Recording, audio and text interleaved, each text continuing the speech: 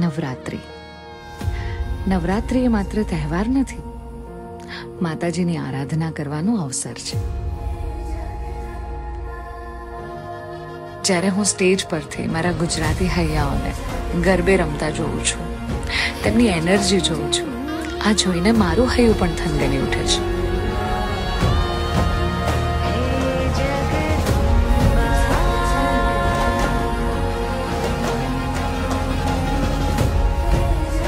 ગરબે રમતી દીકરીઓની સાથે જાણે આજે માં જગદંબા સાક્ષાત અમારી સાથે ગરબે રમતી હોય તેવી અનુભૂતિ થાય છે.